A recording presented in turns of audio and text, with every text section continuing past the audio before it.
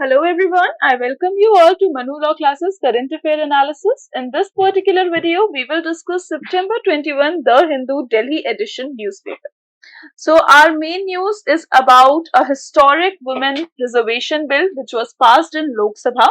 So here, instead of opposition, this particular bill got heavy majority, and here it will reserve 33% of the seats in legislature for women.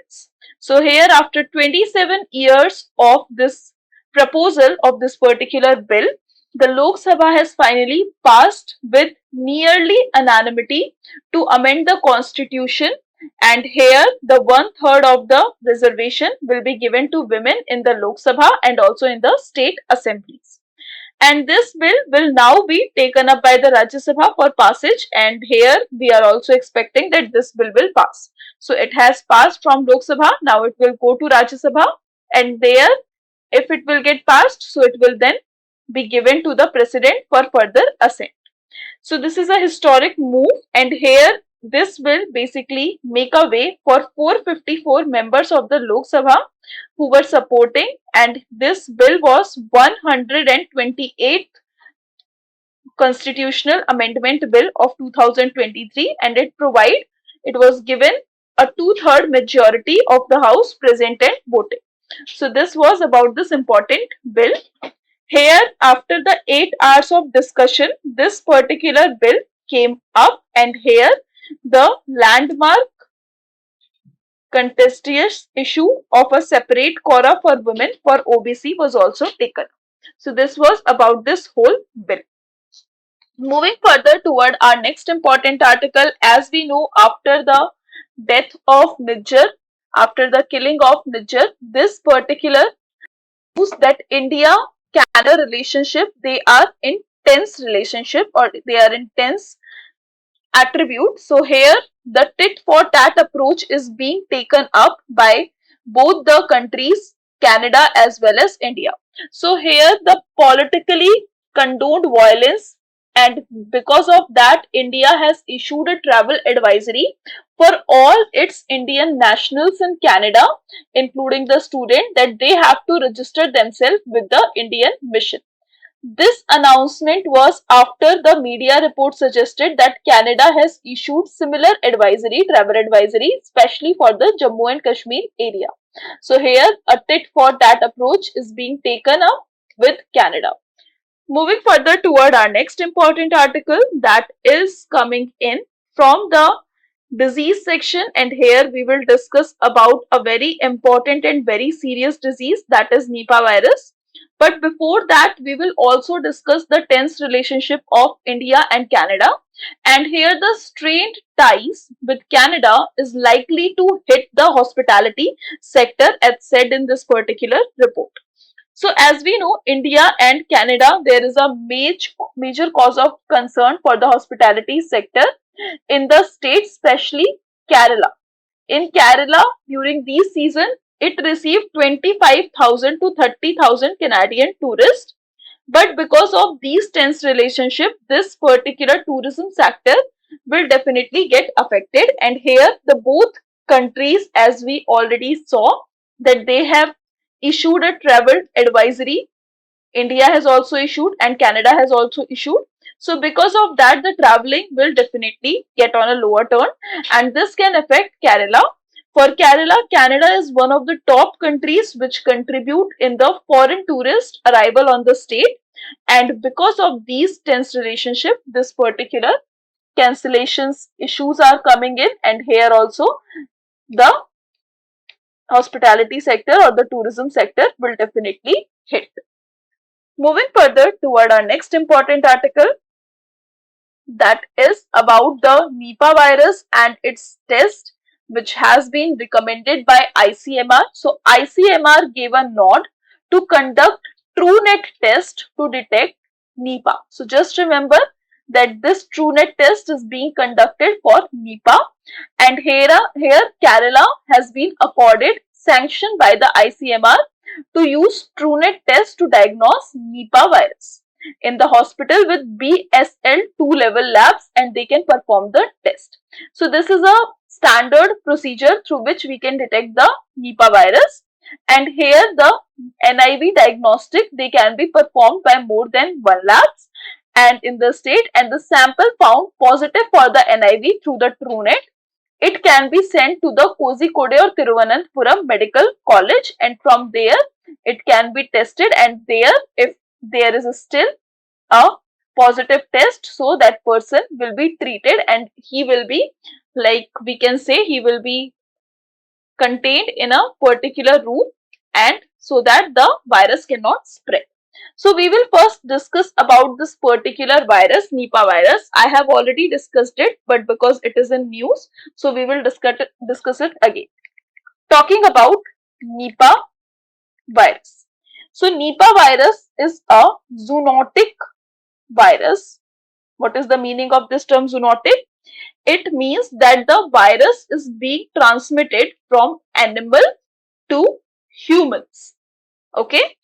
And the organism that causes Nipah virus encephalitis is basically a RNA virus. There are two types of virus based on their genetic material. So Nipah virus is a RNA virus, and it belongs to the family of Paramyxoviridae.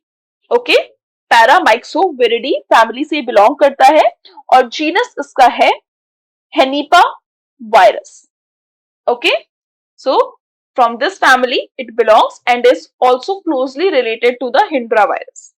So here if we talk about the zoonosis or from where it is spread, so it is spread in 1999 from Singapore, and earlier there were few cases or there were few similarities in the year of 1998 from Malaysia. So from these two areas it spread, and this disease is named after a village of Malaysia, that is Sungai Nipah.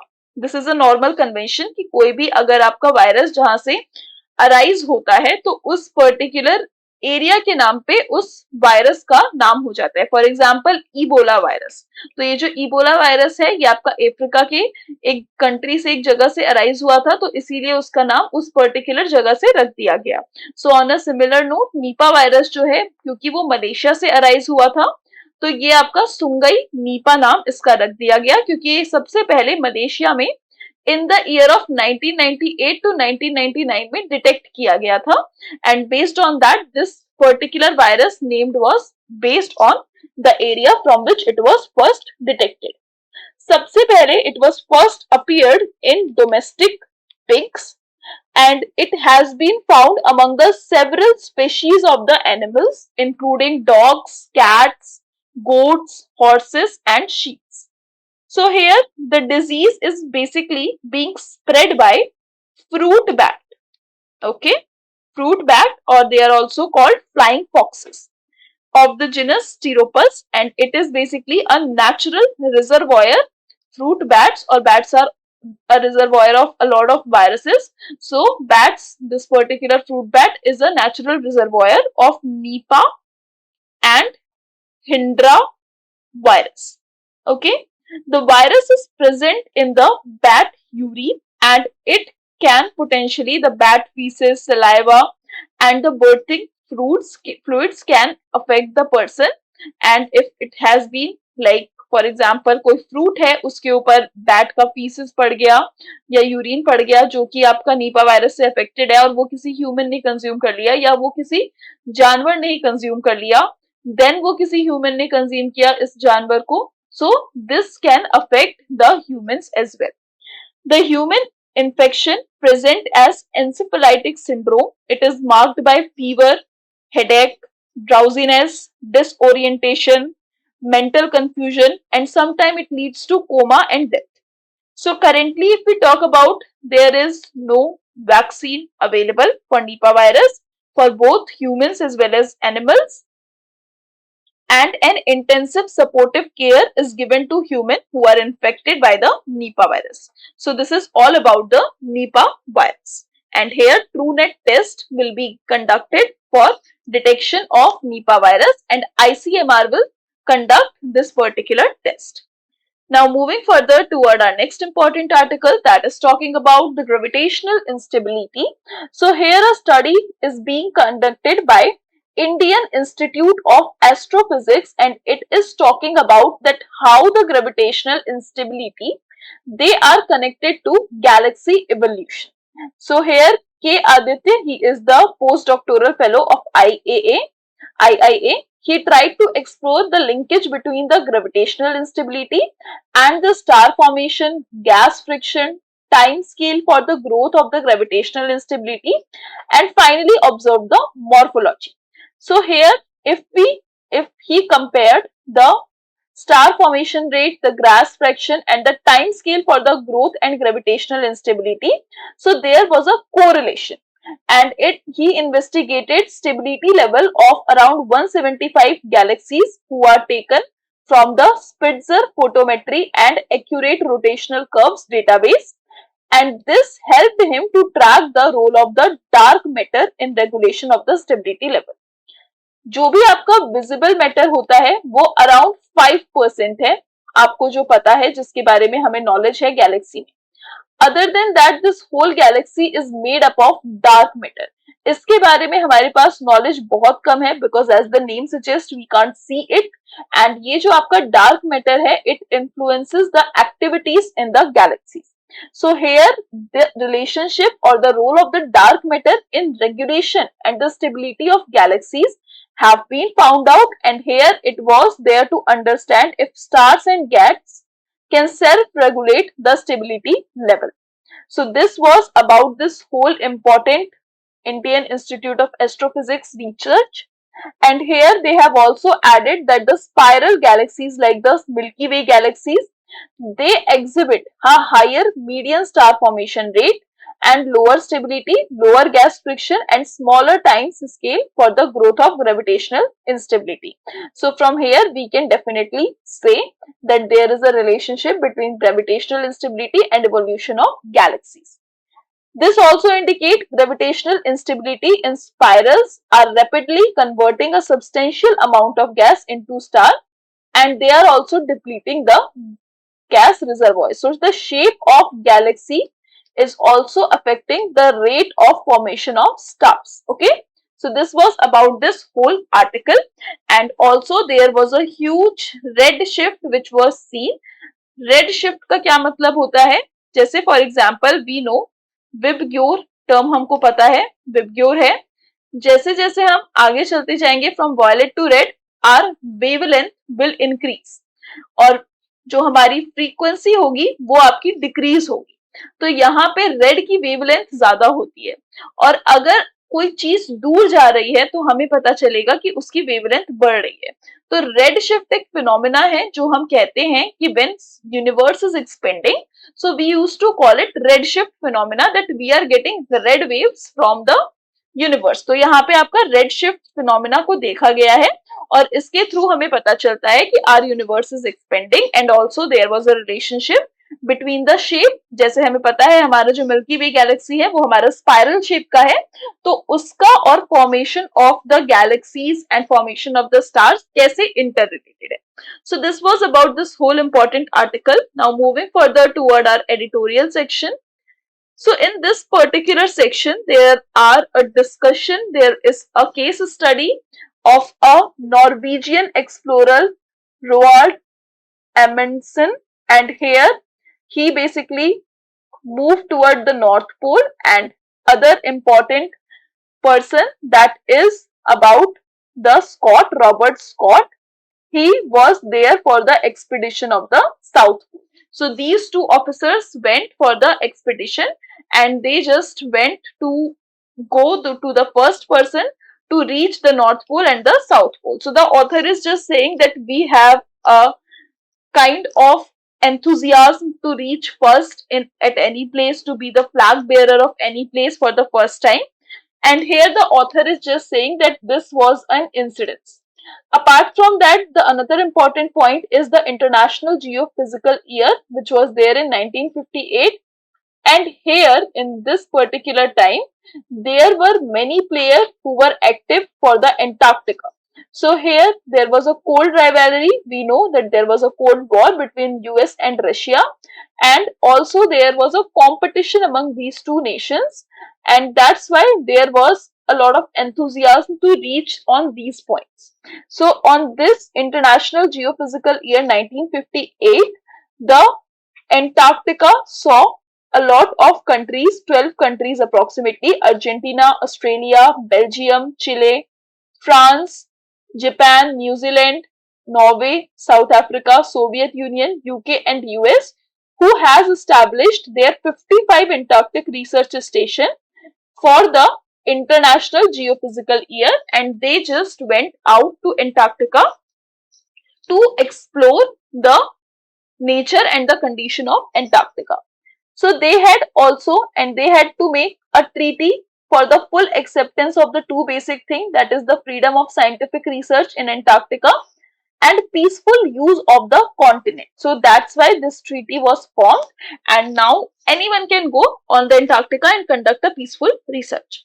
So with that, the author is comparing the recent South Pole expedition of the two countries, that was Russia's Luna 25. It also aimed for South Pole of the moon to go there, but it failed, while India's Chandrayaan 3 was successful. So here the author is talking about the Moon Agreement, which was adopted by the General Assembly in the year of 1979 with a resolution 34/68, and here all the provision of the Outer Space Treaty was discussed. So this was a far-sighted motion or far-sighted agreement, and here the whole idea was to peacefully use the resources which is there on the outer space.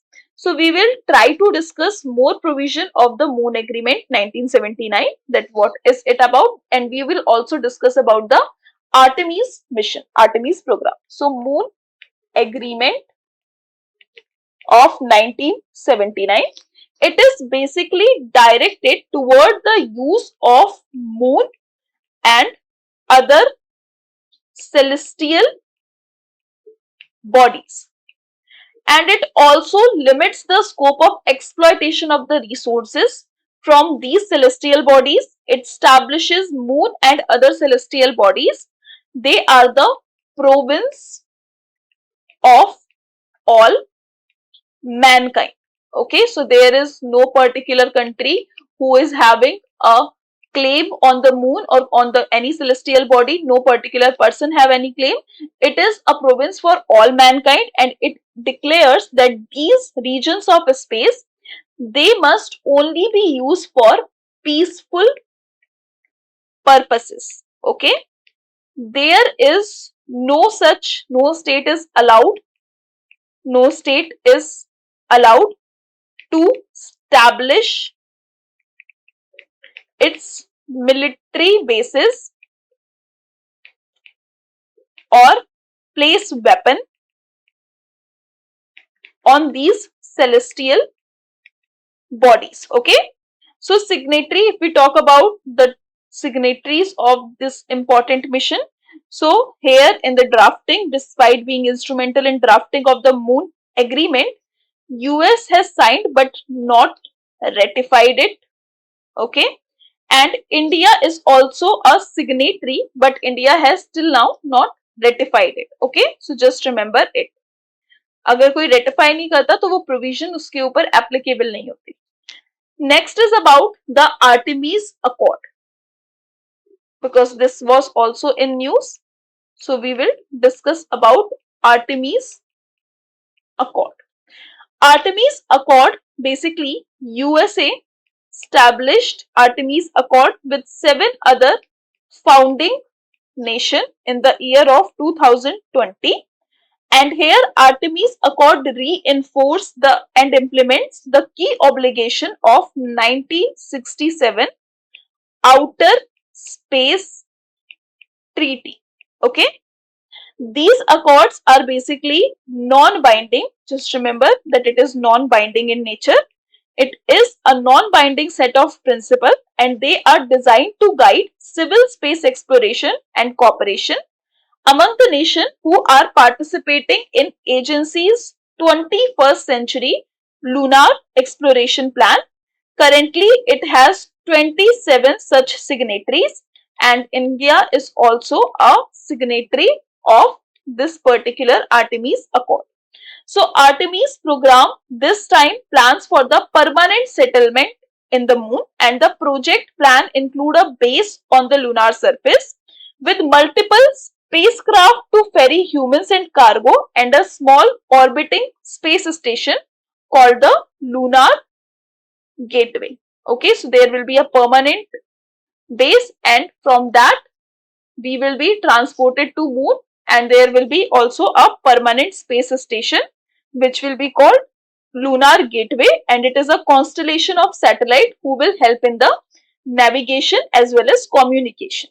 So Artemis Accord, it was created by the United States to act as a soft law alternative to the Moon Agreement, which limits resource extraction of the celestial bodies. And if Artemis succeed in the permanent settlement in lunar surface, resource extraction will be limited to the lunar surface. And also there is a key provision in Artemis Accord which allows for the actors to extract and utilize the space resources. So this was about Artemis Accord. Now going back to our newspaper and discussing more aspects which is there. So here there is news about the climate change, as there is no excuse to resort to the risky migration strategies. So as we know, India has its own rain-wise driest August in century this year, and the scientists are trying to link this anomaly with the climate change. So there is a constant threat of the disrupted weather and also the consequences it had on economy, because if India is primarily an agricultural economy, maximum people are dependent on agriculture. So if there is no good rain, there will be no good produce, and it will definitely affect the economy. And the rainfall is also dependent on the climate change. So one of the more desperate and dangerous idea which has emerged from this impetus is the solar radiation management. Just remember this term, solar radiation management. यहाँ पे क्या होंगे, जो हमारे incoming solar radiation है उसको हम block कर देंगे, जिसके चलते हमारा जो अर्थ का सरफेस है वो कूल डाउन रहेगा, और अगर कूल डाउन रहेगा तो यहाँ पे ज्यादा हीटिंग नहीं होगी, रेन प्रॉपर होगी. This was an experiment which was done, and solar radiation management is the name of this experiment. When this fact emerged and when this was basically practiced in an experiment mode, so there were extreme rainfall in the area of Horn of Africa than it was expected, and it also triggered locust swarm. Okay, so which actually destroyed crops in Pakistan and India. So there is no as such mechanism, or we call these terms as geoengineering, जहाँ पे हम engineering की knowledge जो है climate change में लगाते हैं. तो ऐसे जो तरीके होते हैं, जैसे आपका सोलर रेडिएशन मैनेजमेंट हो गया, या अगर हम शीशे इम्प्लांट कर दें, for example if we do the mirror technique, so whatever radiation is coming from sun, it will get reflected. So these are various geoengineering methods. Apart from that, there is also a method called cloud seeding. ये बहुत commonly use होता है. जैसे आपका कोई area है, जैसे आप सपोज कर लिए पैसिफिक ओशन है, बहुत वाइड एरिया है, तो यहाँ पे जो क्लाउड्स बन रहे हैं हम उनको क्या करेंगे, we use usually AG for this particular thing, and we use AG in order to make the clouds, and these clouds will then rain and it can help in the water cycle management. तो यहाँ पे ये सारे आपकी जियो engineering techniques होती हैं जो हम यूजुअली यूज करते हैं in order to avert the condition of the climate change. So these are also not very good, because as we have seen कि जब हमने SRM को experiment किया था, there was extreme rainfall in the Horn of Africa, so we cannot predict that what will happen, and that is the main reason that we cannot use these things as a solution, and we should also go for the natural thing. We should avoid the CO2 production, CO2 emissions. And there is a report called the Climate Overshoot Commission. This report was released last week, and it also called for various type of crucial research and governance gaps which is there for the implementation of SRM-like technologies or geoengineering-like technologies. Okay, so this is about this whole article. Now, moving further toward our next important article. So here the article is more or less a case study type. What is important for us is Abraham Accord. So we will try to discuss what is Abraham Accord. Then we will move further. So the Abraham Accord is there in news. This is basically a deal which was sponsored by United States of America, who was a part of country's regional security agenda to counter Iran. So this was basically to counter Iran. Okay. As a part of the security agenda, it was signed during the Trump administration, and the US prioritized improving relationship between Israel and the Gulf countries, neighboring Gulf countries, because there was a lot of instance of the Israel-Palestine conflict. So because of that, this particular Abraham Accord came into scene, and this accord was signed by the leaders of Bahrain, Israel and UAE in September 2020, and the main aim was to counter the influence of Iran and to avert the consequences or to stop further annexation on the Palestinian territory and let remain the sovereignty of both the country as they are Israel and Palestine, and there should be no further conflict. So Bennett visited the UAE in December 2021, and he became the first leader from Israel to visit the Federation of the Seven Emirates. Just remember this. So this is only important from the examination point of view, that which countries have signed the Abraham Accord. This is important from your examination point of view.